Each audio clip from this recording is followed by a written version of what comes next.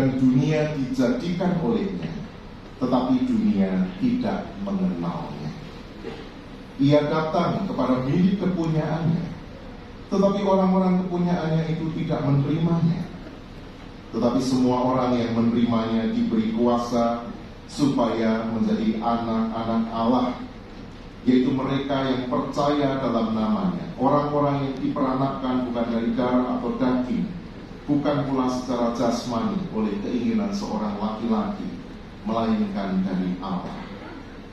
Firman itu telah menjadi manusia dan diam di antara kita, dan kita telah melihat kemuliaannya, yaitu kemuliaan yang diberikannya sebagai anak tunggal Bapa, penuh kasih karunia dan kebenaran. Demikianlah Injil Tuhan Yesus Kristus. Berbahagialah mereka yang mendengar firman Allah dan yang memeliharanya. Haleluya.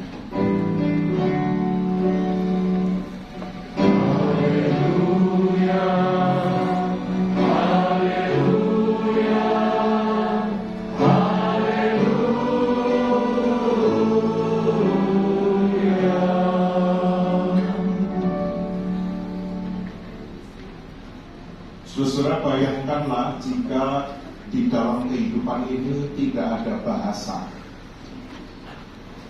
tidak ada kata-kata. Apa yang terjadi? Kalau bahasa tidak ada kata-kata, apa yang terjadi? Kacau. Tidak ada kehidupan. Sebab bagaimana saudara menyatakan cinta? Wong kalau bahasa cinta. Saya korbannya campur-campur bahasa Jawa ya. Soalnya para ustaz biasanya korban campur-campur. Biasanya kalau nggak ada saudara-saudara, korbannya bahasa Indonesia yang baik dan benar. Dulur-dulur. Nggak ada cinta. Wong kita tidak bisa mendefinisikan apa itu cinta. Kalau tidak ada bahasa, tidak ada identifikasi. Ini namanya manusia, ini kewan, ini tumbuhan. Tidak ada bahasa, berarti juga tidak ada konsep ketuhanan. Kalau tidak ada konsep ketuhanan, berarti tidak ada Tuhan. Pernah nggak saudara membayangkan tiba-tiba di dunia ini tidak ada bahasa?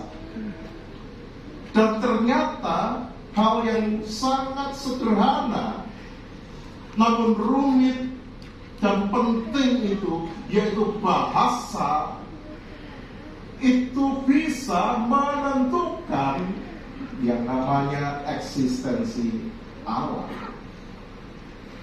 Maka Injil Yohanes itu dengan sangat brilian menggambarkan Yesus itu sebelum jadi manusia.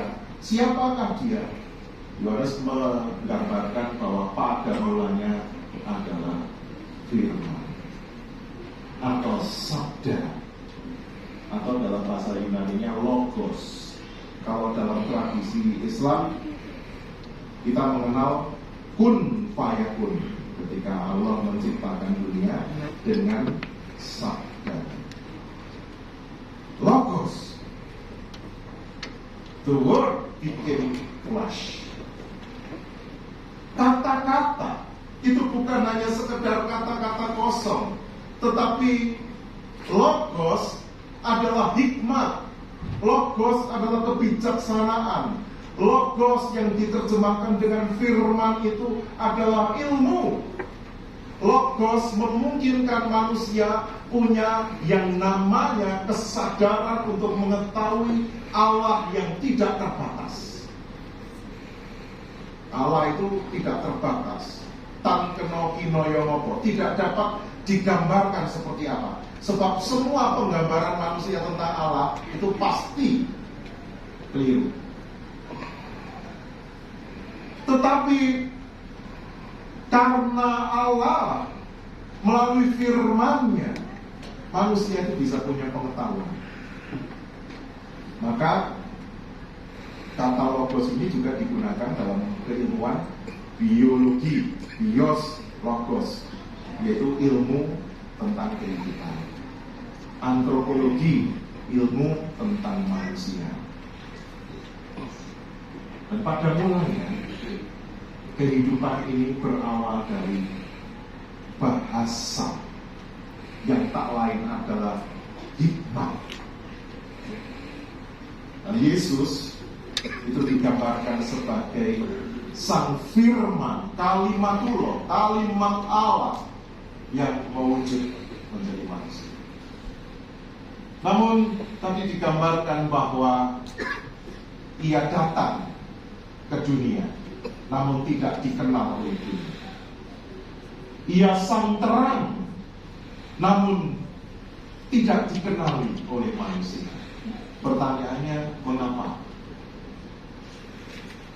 Sebab saudara, di dalam kehidupan sehari-hari kita sudah punya pikiran tentang Allah, tentang yang ilahi sebagai sesuatu yang besar, abstrak, dan kebesaran dan keabstrakannya itu dekat dengan kekuatan dan kekuasaan. Tetapi peristiwa Natal justru peristiwa yang sebaliknya. Jauh dari kekuasaan, jauh dari kemegahan, sama sekali tidak ada kebesarannya. Di dalam peristiwa Natal sesungguhnya Allah menjadi manusia di tengah kesusahan dan kerapuhan. Allah yang jelas tak mungkin susah itu menjadi susah. Karena apa? Solider terhadap ciptaan. Dan kesusahan itu tidak terletak di salib. Kesusahan itu pertama-tama tidak terletak ketika kehidupan Yesus disiksa. Tetapi kesusahan itu pertama-tama justru pada saat ia akan terlahir sebagai manusia. Oh, ibu-ibu atau bapak-bapak yang sudah punya istri dan mendampingi istrinya melahirkan tahu persis. Kecuali kalau bapak-bapak senangnya dua anak, tapi begitu bojone bayi ditinggal rumah. Saya punya anak 3, yang tengah nggak ada. 3-tiganya saya mendampingi istri, dan anak pertama itu yang paling saya lihat menjadi saksi bagaimana seorang perempuan itu bersalin, harus bertaruh nyawa. Persalinan adalah peristiwa fisik, mental, di mana keringat, air mata, darah menyatu. Ada sebuah pertaruhan nyawa, ada perjuangan. Dan ketika Maria bersalin, ia sedang mempertaruhkan kehidupannya. Dan di sana berarti apa? Allah mengambil bagian di dalam sebuah pertaruhannya. Karena keselamatan seorang ibu juga menentukan keselamatan bayi. Ketika Maria mengerang, Maria berdarah, Maria berkeringat, Maria menjerit di dalam kesendiriannya, hanya ditemani kekasihnya Yusuf. Kau nak dukun bayi, tidak ada suster. Ia mengejar. Pada saat itu Yesus juga terlibat di dalam perjuangan hidup. Dan bagi manusia itu sungguh tidak masuk akal. Mosok kok Allah mau menempuh jalur seperti itu. Kontras sangat berlawanan dengan penguasa dunia pada saat itu, karena pada saat itu dunia dikuasai oleh satu kaisar, seorang kaisar Romawi yang bernama Agustus. Agustus ini punya gelar. Jadi semua gelar Yesus yang disebut di dalam Alkitab itu sebetulnya tidak asli dari Alkitab. Itulah jadi gelar Agustus. Sebab gelar Raja Damai, gelar sebagai Allah yang disembah, gelar sebagai anak Allah, itu adalah gelar Kaisar Romawi pada saat itu. Kaisar Agustus adalah salah satu kaisar terbesar dalam sepanjang sejarah Roma yang memerintah pada saat itu. Ia berprestasi mengakhiri perang sipil yang menyatukan Roma 10 tahun sebelum Yesus lahir. Dan kemudian didirikan tempat penyembahan, altar of peace, altar perdamaian bagi Kaisar Agustus. Jadi jauh sebelum Yesus disebut sebagai Raja Damai, Agustus adalah sang Raja Damai. Bahkan puluhan tahun sebelumnya, Agustus memerintah lebih lama dari Soeharto. Sejak tahun 42 sebelum Yesus lahir, Agustus itu sudah ditabiskan sebagai dewa yang harus disembah di Asia Kecil, wilayah Turki sana. Semua harus menyembah Tuhannya masing-masing, tetapi juga sekaligus menyembah sang kaisar sebagai ilah. Hari kelahirannya dirayakan sebagai tahun baru. Lukisannya dipasang pada mata uang Romawi dan di sana ditulis The Son of God, anak Allah. Jadi semua gelar ini sesungguhnya adalah gelar penguasa. Dan kalau Injil menggunakan gelar itu kepada Yesus, ini adalah sebuah kontrawacana. Tapi Agustus itu besar, Agustus itu kuat, sang kaisar itu berkuasa, sementara Allah justru memilih jalan yang sederhana. Allah yang menjadi manusia, yang menubuh, yang tak terbatas, yang menubuh di dalam yang terbatas. Yesus yang disebut oleh Injil sebagai juru selamat sejati itu justru lahir di tengah demonstrasi dan dominasi kekuasaan Romawi yang tak tertandingi. Sementara sang Raja Damai Agustus tinggal di ibu kota Roma, Yesus memilih lahir di kota kecil Bethlehem.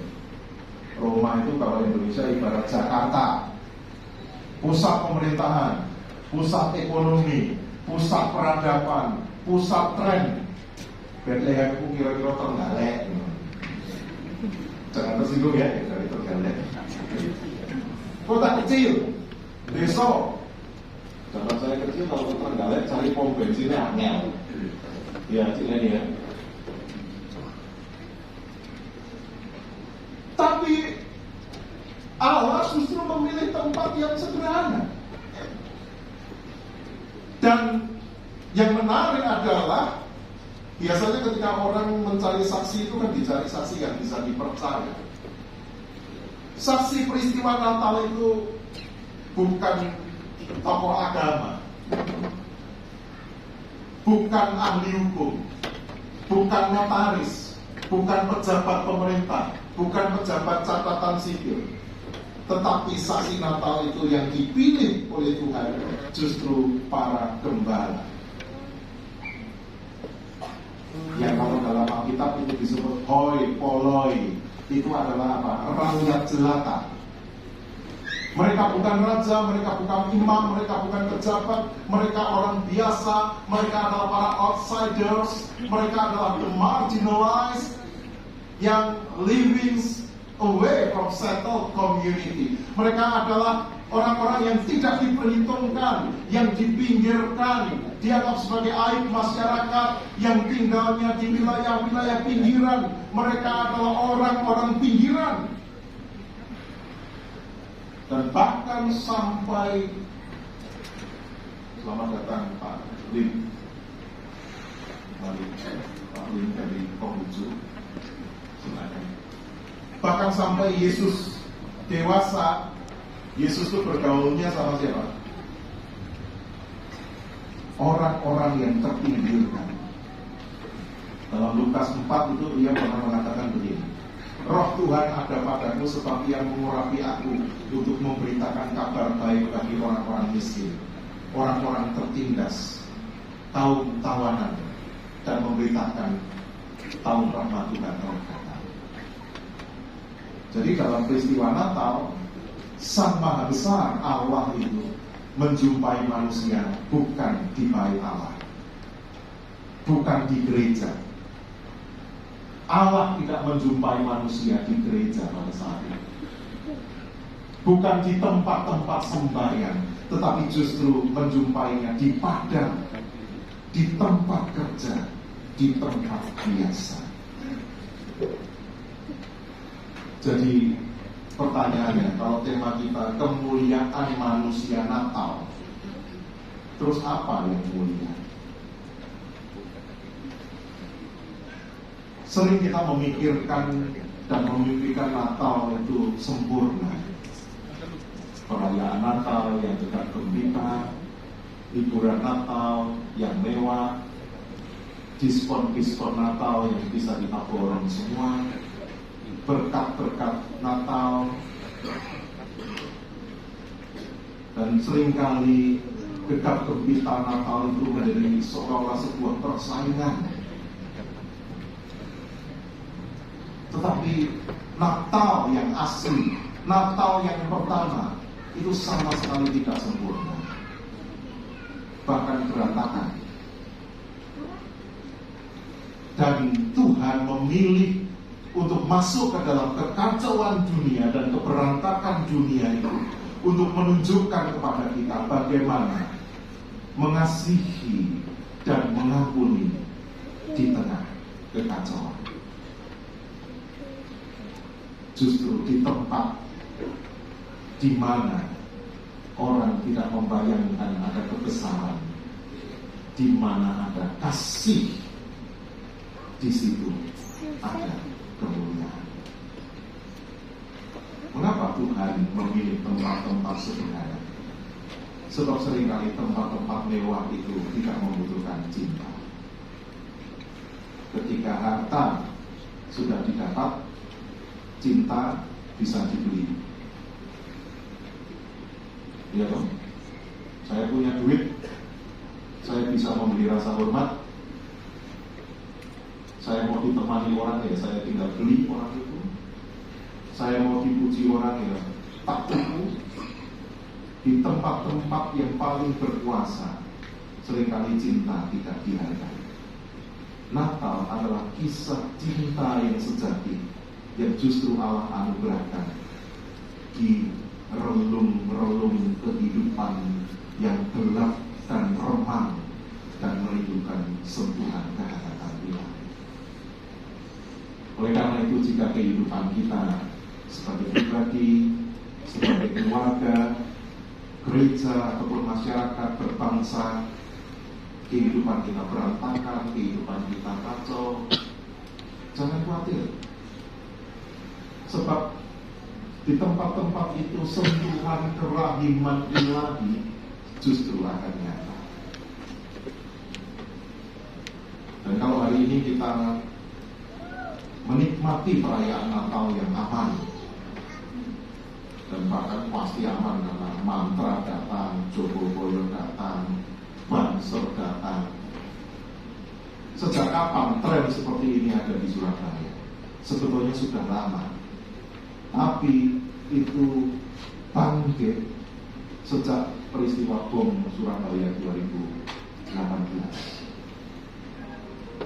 Salah satu yang menjadi korban bom adalah GKI Korpor. Waktu itu Mas Yuska dan kawan-kawan mengadakan gerakan Surabaya Guyup, 1.700 orang di sana. Dan sejak saat itu banyak orang yang belum pernah masuk gereja. Saya tidak tahu berapa di antara saudara yang wis tahu perlu gereja sebelumnya. Siapa yang belum pernah masuk gereja sama sekali? Boleh anak-anak? Ya, selamat datang. Gak kehilangan keislamannya terus maksudnya pernah. Mungkin waktu melebumus deg-degan. Tapi sejak saat itu justru ada sentuhan kehangatan di tengah kekacauan Surabaya, di tengah terkoyak-koyaknya rasa aman. Justru kedamaian, kebinekaan lahir dan terus mereka. Dan percaya di tengah segala pergulatan dan kesusahan hidup saudara, justru Natal akan terjadi. Pada saat kita terengah-engah menjalani kehidupan, justru itu tempat di mana Tuhan akan hadir dan datang. Oleh karena itu, sambutlah Natal di dalam segala kerapuhan dan kerentanan hidupmu. Tak perlu menjadi sempurna, sebab Allah yang akan menyempurnakan hidup kita yang berantakan. Amin.